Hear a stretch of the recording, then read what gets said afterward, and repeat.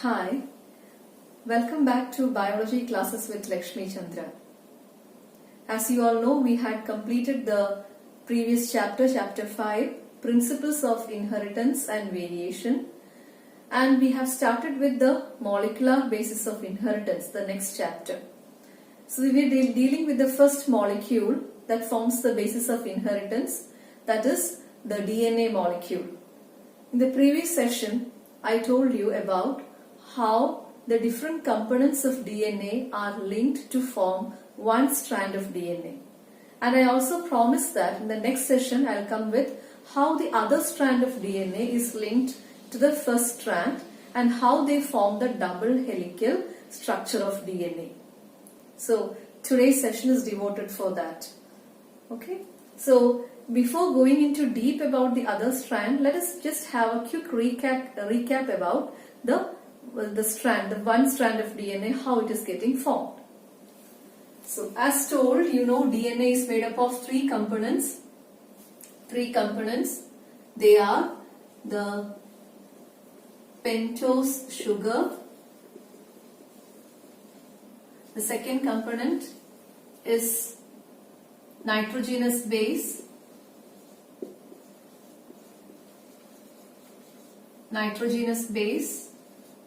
And the third component, phosphate. These are the three components of DNA, and we learned how they are linked together. The nitrogenous base in DNA is deoxyribose. Okay, deoxyribose. To draw the structure of deoxyribose, it is like this. It is a pentose sugar, means sugar having 5 carbon atoms. So in these positions you have 5 carbon atoms, 1, 2, 3, 4, and 5th carbon atom is outside the ring. So it is written as CH2OH here. This is the 5th carbon. The second position, as I told you in the previous session, in the second position you have H and H. So this H in the second position makes it deoxy. This was explained in the previous session. The word deoxyribose, how it is coming, what is ribose, the exact structure of ribose, the numbering, everything was dealt with in the previous session. So please subscribe the channel and go through those episodes of those sessions so that you will have a clarity regarding the structure of deoxyribose, how it is differing from ribose and all. Okay, and so these are the positions. Here in the third position there is H and OH. Now nitrogenous base. DNA has 4 nitrogenous bases. They are adenine, thymine, guanine and cytosine. Adenine, thymine, guanine and cytosine. So regarding nitrogenous bases also, detail about the structure of the nitrogenous bases, their numbering, what is purine and pyrimidines, how do they differ from each other, okay, and how is this adenine, thymine, guanine, cytosine, everything formed. All these things, the whole part, this part number 2, the second component was also explained in the previous session. So go through that first, all of you, so that you get a clarity regarding this. So nitrogenous bases, and as discussed in the previous session, always nitrogenous bases are attached to the first carbon of ribose. And phosphate, you know the structure. Phosphate is having valency 5. So this is how the structure of phosphate or phosphoric acid is. And this phosphate is linked to the 5th carbon here. So instead of CH2OH, how to write here? CH2OH, instead of that, water molecule is removed, and here you add the phosphate molecule here. O, P, double bond O, OH and OH. This is how the bonding is. Okay. And nitrogenous base, here I have just written NB. In the previous session I told you how the nitrogenous bases are attached also. Okay. So here this bond is an ester bond. So this bond is actually called as a phosphoester bond. This bond is phosphoester bond.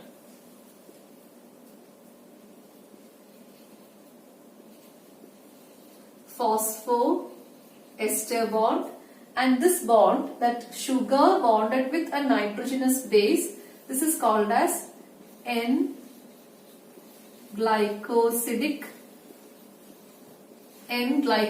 bond. So if the question is like how these three components are combined to each other, it is with the help of N-glycosidic bond and phosphoester bond. N-glycosidic bond combines the pentose sugar with nitrogenous base, and the phosphoester bond is combining the pentose sugar with the phosphate group. So this is how all these three components are linked. So when all these three components are linked, you call the whole structure. This whole structure is called as a nucleotide. This is called as a nucleotide. So this is one nucleotide, nucleotide 1. Likewise, nucleotide 2. Nucleotide 2, nucleotide 3, likewise one after the other it is arranged, and these nucleotides are linked with each other. And when these are linked with each other, you will get one strand of our DNA molecule. So that part also was explained in the previous session, how one nucleotide is linked with the other nucleotide. For that, again you have to go through the previous sessions, subscribe the channel and go through that previous session so that you will get a clarity. But still, here in this session, I'll just give you in a nutshell. I'll brief you regarding this, how the bonding is there between one nucleotide and the other nucleotide. Okay. So for that, I'm going to draw another nucleotide here. Sugar. First carbon linked to a nitrogenous base. Fifth carbon linked to phosphate. Just I am putting, instead of writing the whole structure like this here, I am just putting this much. And I have to mention here HH so that it is clear that this is deoxyribose. Okay. And here I am putting HOH, third position HOH. So instead of writing the whole bond and everything here, I have represented like this here. If you refer the previous session, you will understand this whole bonding here as well as with the nitrogenous base.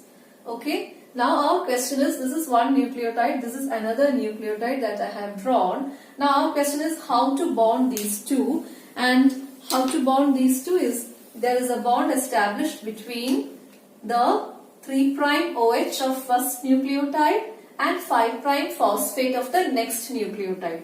3' OH is bonded to 5' phosphate. 3' OH, 5' phosphate is bonded like this. Okay, so here to make it more clear, I'll draw it like this. The bonding here, HOH was there, so that H I am putting it here. Okay, and that O I am putting here at the center. I'm just putting it there at the center to show you the clarity of that bond like this. So here again you can see a phosphoester bond. This is also a phosphoester bond. Okay, and here this phosphate here is also like this. It is also linked to a phosphoester bond, isn't it? Like this sugar is linked to phosphate with phosphoester bond. Same way, this sugar is also linked to phosphate with the help of phosphoester bond.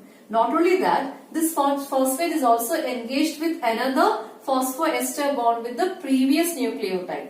So if you look at this phosphate, it is linked to one phosphoester bond here. It is linked to another phosphoester bond here as well. So this phosphate is there, it is having two ester bonds. So you call this whole bonding here, this phosphate is linked to two bonds and both the bonds are ester bonds. So you call this particular bond as phosphodiester bond. Phosphodiester bond. So this is one ester bond already linked with the sugar. This is another ester bond linked with the previous sugar molecule or with the previous nucleotide. So that's how this completes the linkage of two nucleotides together. So you call this by the name phosphodiester bond. So we can say in nutshell that one nucleotide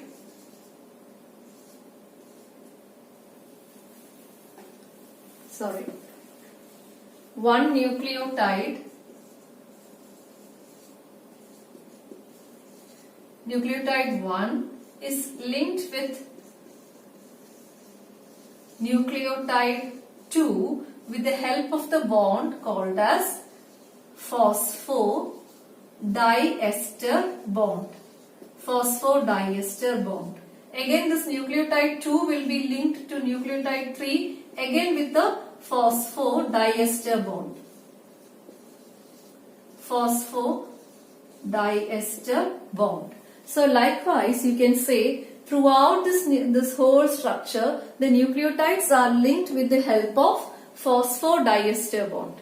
So it is the phosphodiester bond which is linking the nucleotides, and when these nucleotides are linked you call this ultimate structure, the whole structure, you give it one name, and that is called as the nucleic acid. Nucleotides one after the other are linked and you will get the nucleic acid. So which is the bond that is linking them? This is the phosphodiester bond. I hope it is clear from here how phosphodiester bond is coming. And within a nucleotide, if you just take one nucleotide, within a nucleotide which are the two bonds present? They are the N-glycosidic bond, sugar with nitrogenous base, and phosphoester bond, sugar with phosphate. So sugar with nitrogenous base, N-glycosidic bond, sugar with phosphate, it is a phosphoester bond. So that is the bond. These are the two bonds that is present within a nucleotide. Now one after the other the nucleotides are linked with the help of phosphodiester bond. So I think that is clear. So now here again another property of DNA now we are going to look for. Looking at this structure itself, you can see here, suppose this is nucleotide 1. Okay, this whole thing is nucleotide 1. This is 1. This is nucleotide 1. This is nucleotide 2. This whole structure is nucleotide 2. Okay, you can see here in this nucleotide 1, this phosphate is not linked to any other nucleotide above, because this is the first one. This is the first nucleotide, and the first nucleotide is not linked to any other phosphate or any other nucleotide above. Similarly, the last nucleotide is not linked to any other nucleotide below. That is natural. The first one will not be linked to any other nucleotide above, and the last one is not linked to any other nucleotide below. So always in the first nucleotide, this phosphate is free. This phosphate is a free end. This is a free end. Free end means it is not linked to any other nucleotide above. And the last nucleotide, if you go and see, the last nucleotide, this end, this OH end is free. This is the free end. This is the free end, isn't it? Why? It is not linked to any other phosphate below. But if you look here in this particular OH, if you look here in this OH, this is linked to the another nucleotide below. This OH is not free. It is engaged in a linkage. Okay, but the nucleotide, as you keep on adding the nucleotide, the last nucleotide's OH end will be a free end. Okay, so based on this free end, you give a position or the polarity for the DNA strand. Okay, based on that free end, you give polarity for the DNA strand. Let us see how this is done, how it is named. I told you the first nucleotide is having free end is phosphate. You look, this free end, this phosphate is linked to which carbon? It is linked to the 5th carbon, isn't it? So you say this end as the 5' end. 5'. For this symbol you read it as prime, P-I-M-E. 5' end. In some textbooks it is written 5' end. That is also being told. Okay, 5' end or 5' end. So what do you mean by this 5' end? It means that it is the phosphate in the 5th position is attached. Phosphate is attached to the 5th position, and that phosphate is not engaged in linkage with any other nucleotides above. or this shows that that is the first nucleotide here. Okay, now similarly if you go down and down, you can find that everywhere the phosphates are attached in linkage, and the last nucleotide, when you go through that, you can see an end. OH end is free, it is not engaged in any other linkage. And this OH is attached to which carbon? Carbon number 1, 2, 3. It is attached to the third carbon. This OH is attached to the third carbon. So you call this end as the 3' end or 3' end. So if you look at a nucleotide from the beginning to end, always there will be a 5' end at the beginning, and down you will get a 3' end for the last nucleotide. So this is all based on which one? Based on the free end. Free end means I'm sorry, it is not engaged in bonding with any other nucleotide below or any other nucleotide above. That is the meaning. Okay, now let us look at the how next strand is getting formed. Let's see here. See, as I've told you, sugar is there attached to phosphate, sugar attached to another phosphate, third sugar molecule attached to another phosphate. Okay. So here, instead of nitrogenous base, let me write here what that nitrogenous base is. I'm going to write here adenine. This is thymine. This is guanine. Okay. Again, one more I'll write. Phosphate. This is cytosine. It can be of any order. Adenine, two adenines can come together, or all the four can be adenine. Order can be anything. So just for taking an example, I have written like this. First nitrogenous base adenine, thymine, guanine, cytosine. Now before writing the next strand, let me introduce to you something related to this base pairing, which you had already learned in standard 11. Let us just recollect that. Base pairing. Base pairing, always you know adenine in one strand pairs with the thymine of the other strand of DNA.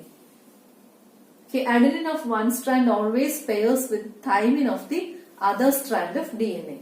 Similarly, if you have guanine on one strand, it always pairs with cytosine of the other strand.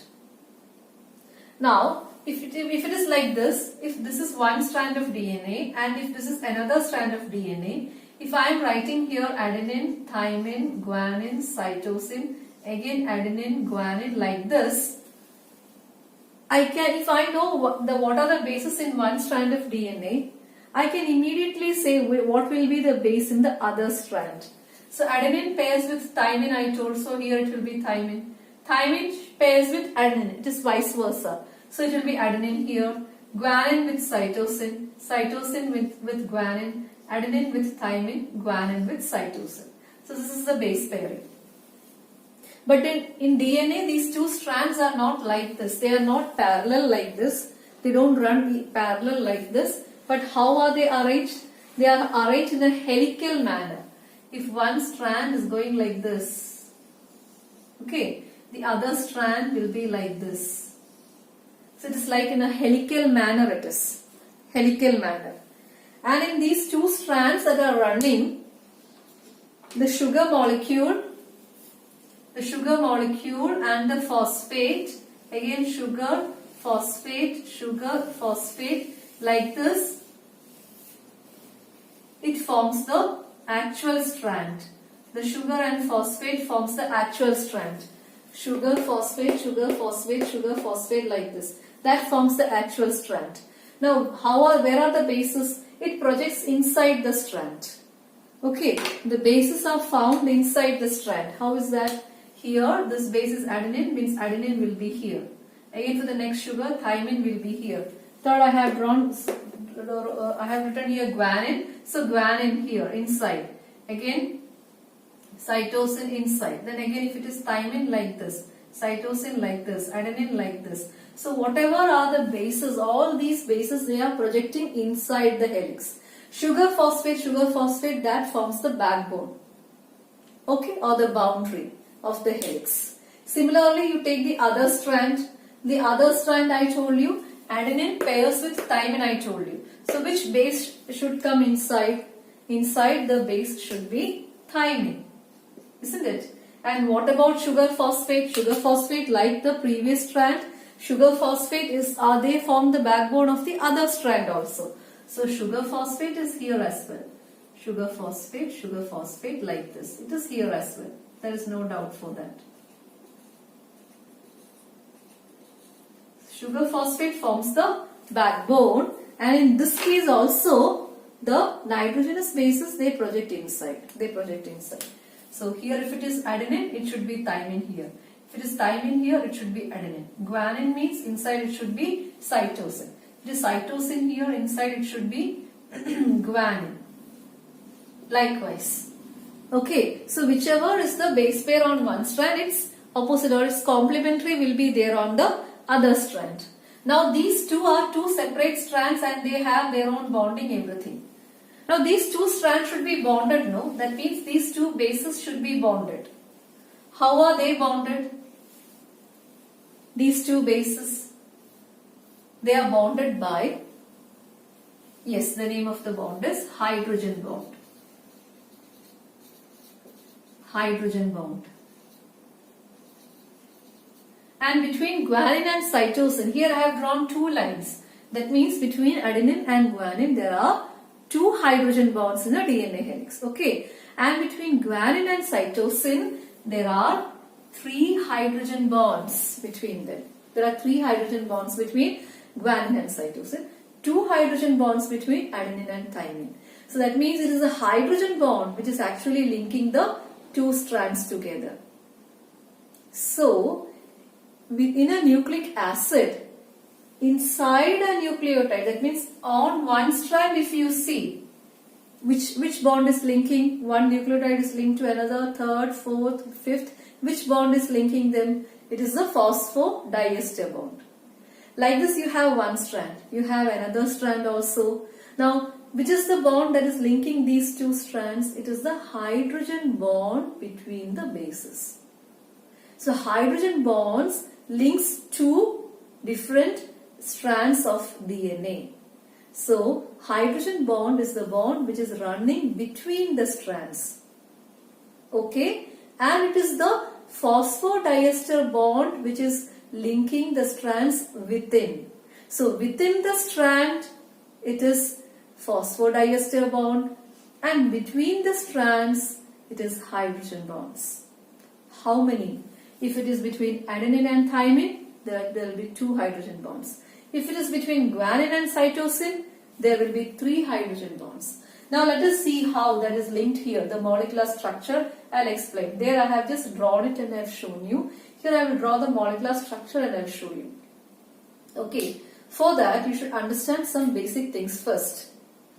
See, here I have drawn sugar phosphate, that is clear to you. I'll mark this with greening because I have drawn there with green. This is the sugar, this is phosphate. Sugar, next phosphate, sugar, phosphate, sugar, phosphate. This structure forms the backbone. This structure forms the backbone, or this forms one strand. And the nitrogenous bases are projecting inside. So nitrogen bases I have written there with redding. So these are the nitrogenous bases which are projecting inside. Likewise, I should also draw another sugar phosphate here, and its nitrogenous bases should also project inside. Isn't it? Only then the structure will be complete. Now, I have told you sugar is there, sugar molecule. Nitrogenous base is attached to the first carbon. This is second, third, this is fourth carbon, fifth carbon is outside the ring, I told you. Nitrogenous base is attached to the first carbon. So adenine is here, thymine is going to be here. And what will come here? Phosphate. Like here, phosphate will be coming here.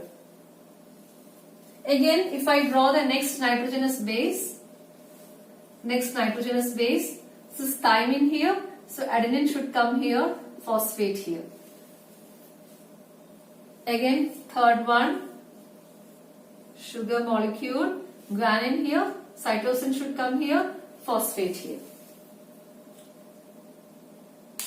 You look at the structure carefully. Just compare what I have drawn here with what I have drawn here. Do you find any difference in the arrangement of phosphate and the nitrogenous base? That's it. Here you can see that the phosphate is outside, but here what you are seeing is phosphate is inside. Then how can these two get bonded, or how will adenine bond to thymine? It's impossible. So from this we can infer that the arrangement of this nucleotide, the second nucleotide and the third nucleotide, is not like the nucleotides that are arranged in the first strand.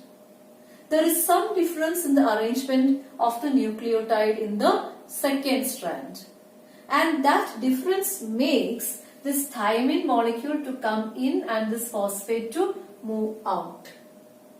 Okay, so what is that difference? Let us see that. It is very simple. It is very simple.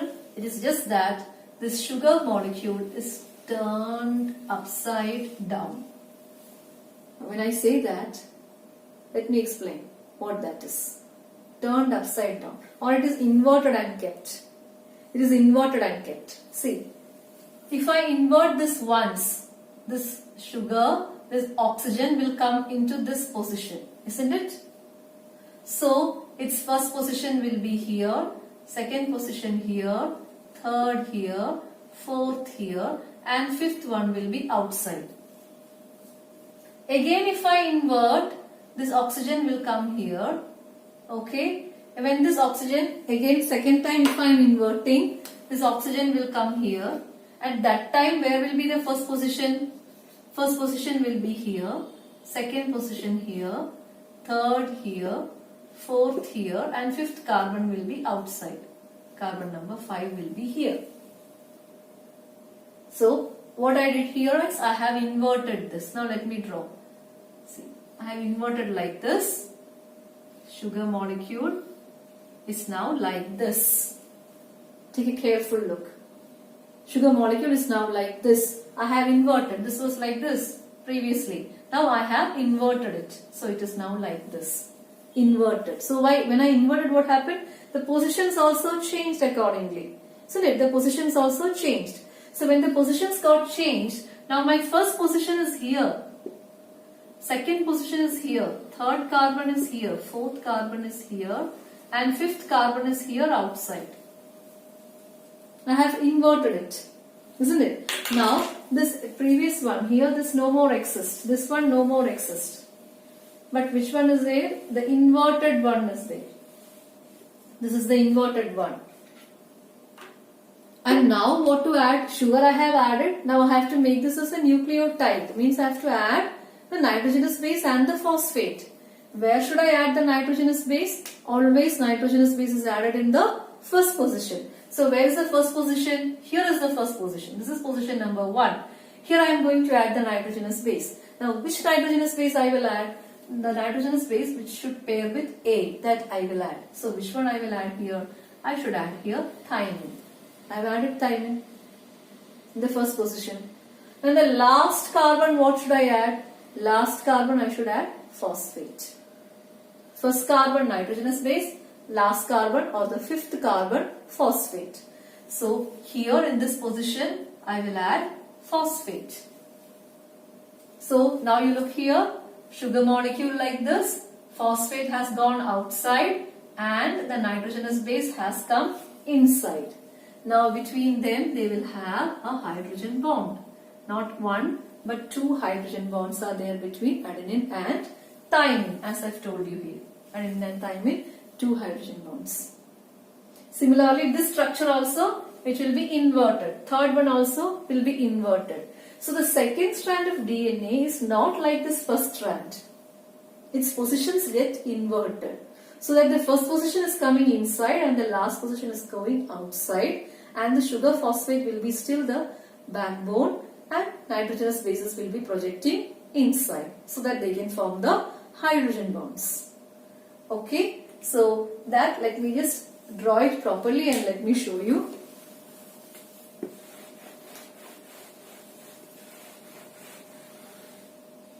So first thing is sugar should be inverted. Let me draw the inverted sugars. sugar molecule is inverted. Second nucleotide also, sugar molecule is inverted. Third nucleotide also, sugar molecule inverted. Fourth one as well, sugar molecule inverted. Sugar molecules are inverted. Now in the first position, what will I write? Nitrogenous base, correct. Nitrogenous base. So this is my first position. Nitrogenous base is thymine because it is adenine here. And here nitrogenous base is going to be adenine because it is thymine here. Here nitrogenous base is going to be cytosine because it is guanine. And here nitrogenous base is going to be guanine because it is cytosine here. So I have added the nitrogenous bases. So when nitrogenous bases are coming together like this, complementary to each other, they will form hydrogen bonds. Okay, like this. Guanine and cytosine. Again, they have formed the nitrogenous bases. So 3 nitrogenous bases between guanine and cytosine, 2 nitrogenous bases between adenine and thymine. Now phosphate. Where is the phosphate? Phosphate I should add in the last position. So I've added here, 5th position, there is phosphate. There is no doubt. 5th position, there is phosphate. So the 2 strands I have written. One strand is like this, another strand is like this. See, because it is inverted and the positions are coming below, one below the other like this, likewise. That is why slowly it is going to be turned like a helical structure. It cannot go parallel like this because the arrangement of the sugar molecule is inverted and they just come one below the other and slowly they will take that inverted, that spiral position, that spiral shape. That is why our DNA is having a spiral shape. And there are 2 strands running, that is why it is called as a double helical structure. So 2 nucleotides are there and they are helix bound one around the other. So the DNA structure is generally called as, it is a double helical structure, or DNA is a double helix. The molecular basis of that is what we have learned just now. Why DNA is a double helix, or how it is becoming the double helix, or what do you mean by that double helix? Double helix means 2 strands and each of those strands are running in a helical pattern with each other. Okay. Now one more small thing. Here we have mentioned that this particular strand is running with the polarity 5' end to, here you have a 3' OH, so 3' end. Isn't it? This is running from 5' end to 3' end. This 5' phosphate is free. It is not linked to any other nucleotide above. Here 3' OH is free. It is not linked to any other nucleotide below. Let us examine what is the case of the other strand here. Let us examine that. Again we have to write the positions. Here first carbon, second carbon, third carbon, fourth, fifth one outside. Okay. Now this is one nucleotide, this is another, third, fourth, likewise. So here I am concentrating on the 3' OH. So in the third carbon you are having H and OH. Here also you are having H and OH. In this sugar also H and OH. This sugar as well, HOH. Okay. Now as told here, the bonding is between OH and this phosphate. So PO bond is there, phosphodiester bond. Okay, phosphate is engaged in that bonding.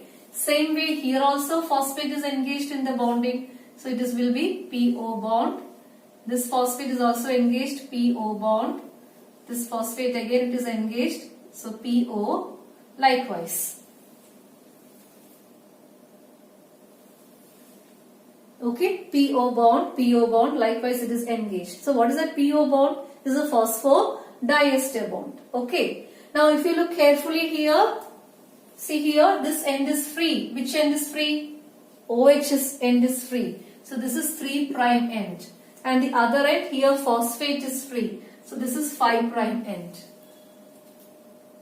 Means if one strand is running from 5' to 3', the other strand is taking an opposite polarity. It is starting from 3' and it is ending with 5'. Okay, so we can say that 2 strands are not having the same polarity, or they are having a different polarity. This particular feature you call them as the 2 strands of DNA are anti parallel to each other. They are anti-parallel to each other. Means if one strand is having the polarity 5 prime to 3 prime, one strand is having the polarity 5 prime to 3 prime, the other strand is having the polarity 3 prime to 5 prime. This property of DNA double helix, you call it as they are running anti-parallel, or their helical chains are anti-parallel to one another. Now one more important feature of DNA is that you say this DNA strand, they are complementary to each other. This is another feature. They are complementary to each other.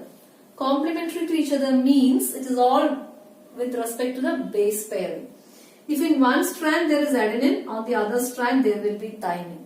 If in one strand there is guanine, on the other strand there will be cytosine, and vice versa. That means if in one strand it is thymine, other will be guanine.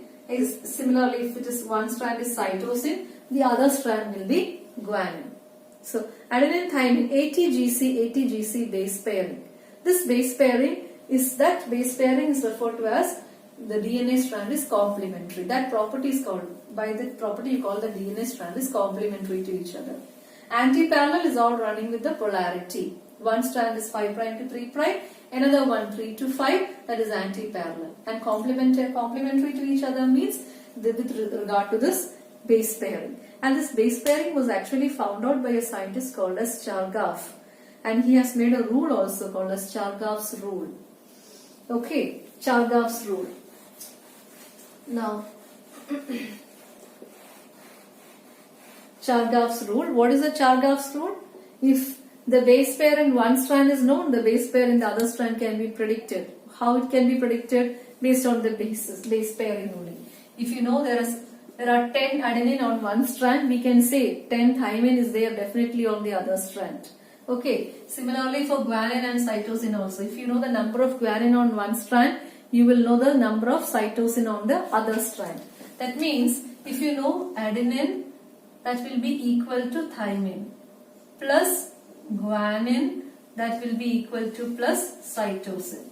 So this is the equation that you can learn.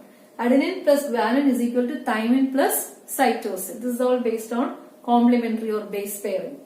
But if I write like this, adenine plus thymine is equal to guanine plus cytosine. Is this correct? Adenine plus thymine. That means you take the total number of adenine and total number of thymine on one strand.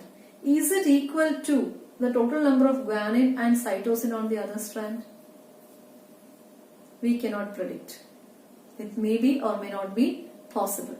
So this is always not equal to, but this is equal to, because adenine on one strand is exactly equal to number of thymine on the other strand. So equal to, it is equal in number.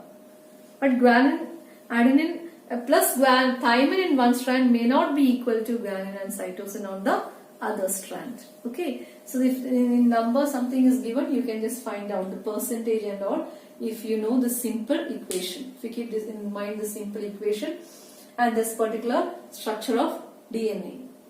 But I didn't tell you who found out this structure, how they found out this structure.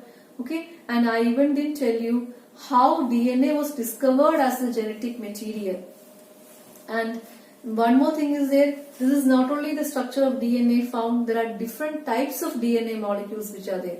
aDNA, bDNA, zDNA, and in this helical structure also it is having some terms called as pitch, polarity and all. So I'll just tell you something regarding to that pitch and polarity in this session. But how this DNA was discovered and who elucidated or who found out the structure of DNA, how did they find it out, all those will be in the next session. So in this session I'll tell you one more small thing and I'll wind up the session.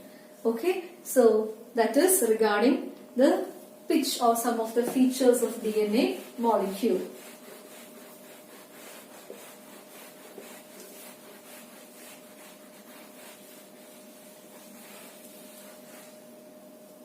So it is helically wound structure like this. I'll just draw the structure of DNA.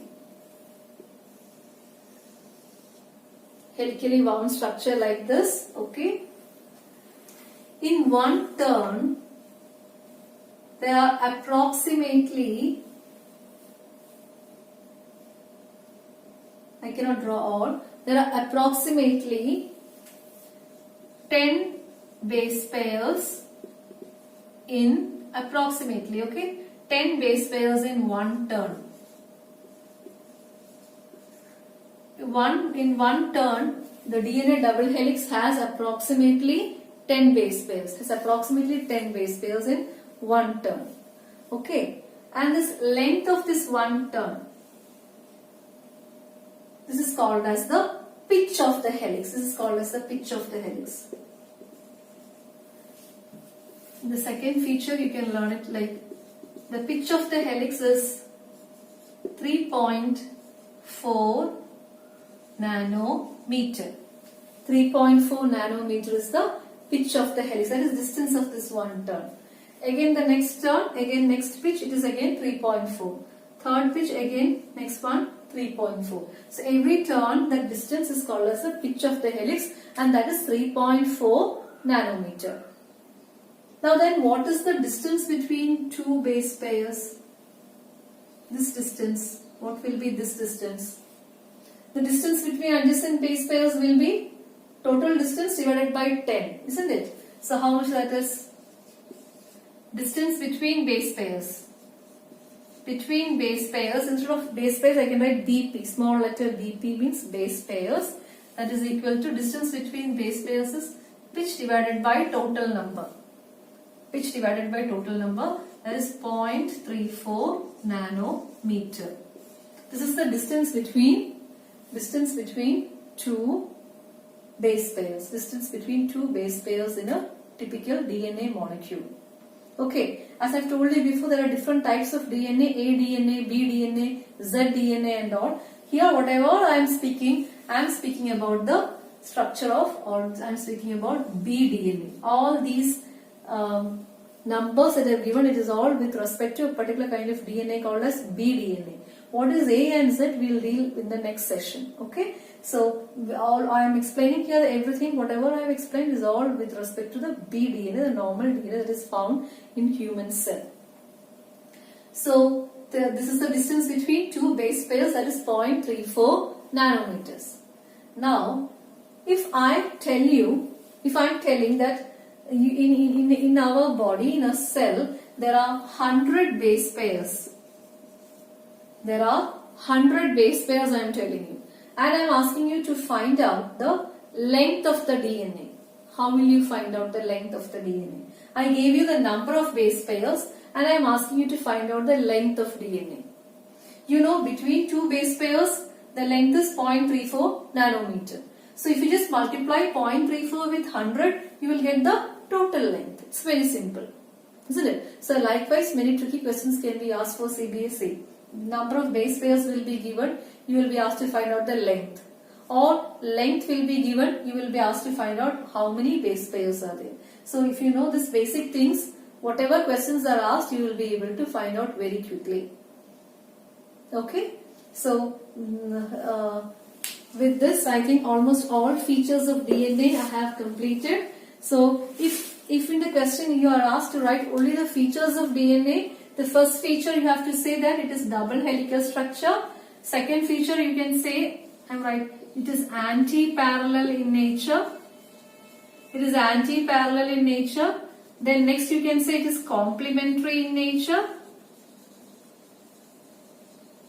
When you say it is anti-parallel, you have to say about 5' and 3', and there you should explain what is that 5' and what is that 3'. Free phosphate is 5' end and free OH group forms the 3' end. That you have to write there. Complementary, you have to say about ATGC base pairing and the number of bonds present.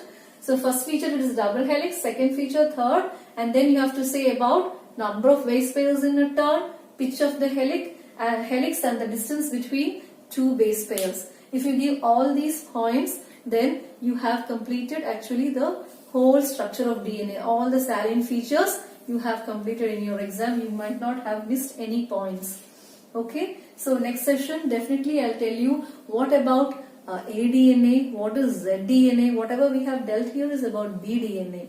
Okay, moreover I'll also tell you who found out the structure, how it was found out, and then how DNA is a genetic material, how that was found out. So that's all some interesting part that is coming. So do subscribe the channel and keep watching, keep supporting. Thank you.